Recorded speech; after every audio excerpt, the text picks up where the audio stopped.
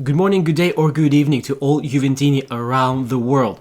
Thank you for tuning in for this transfers update and my thoughts about them.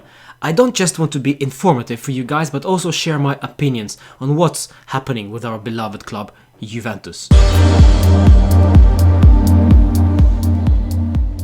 So let's start off with the latest official news. It's so fresh, I can still smell it, you know. Mino Raiola just had an interview or something, I don't know. He was asked about Paul Pogba and Paul Pogba's future. So, this is it. Paul Pogba will stay at Manchester United for next season, 100%. So this is it. Stop hoping for a comeback, Pogback or whatever, those hashtags that people are using on Twitter or wherever on social media. Just stop it. Pogba will stay. So let's focus on something else. Let's focus on some other objectives that are more realistic. Maybe you see some of them in this video. Second important news, of course, today is been announced that Igor Tudor will take over as an assistant manager. We finally got our coaching staff together. Most importantly is that Andrea Pirlo is, of course, will be the head coach. You know about this. But the news is, as I said, Igor Tudor will be assistant manager for Andrea Pirlo. If you don't know him as a player, well, just think of Paulo Montero light. And then you get just the slightest idea. If you don't know who Paulo Montero was, just multiply Merich Demiral with 100 and then add some experience. Just make a cocktail of Merich Demiral and experience from Chiellini, and then you get Paulo Montero basically. So Igor Tudor is probably a light version of that one. Igor Tudor coming from a short stint as a Hajduk Split manager back in Croatia, and now, as I said, will assist Pirlo. And the rest of the coaching staff you can see on the right side, right here. Now, on to not so pleasant news. Maurizio Sarri is still being paid by Juve, and he's in no hurry to terminate his contract with Bianconeri. We signed him for three seasons. I don't understand why we did that, but we did it. And even though he is fired, we are still obliged to pay him his salary until he finds another club to manage, to coach, or whatever. And he is basically in no hurry, and I can understand him because he gets paid 6 million a year from us, and this is our own fault. We signed the guy for 3 seasons, which was very trustworthy move from us. We believed this guy was gonna make waves, but he in reality never did, as we clearly saw that this season.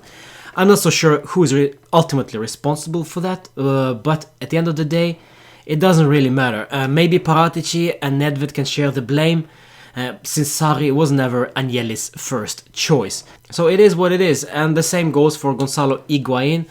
We want to terminate his contract, we want to get rid of the guy and his high wages. However, he's playing hardball with the club. He wants 7.5 million up front.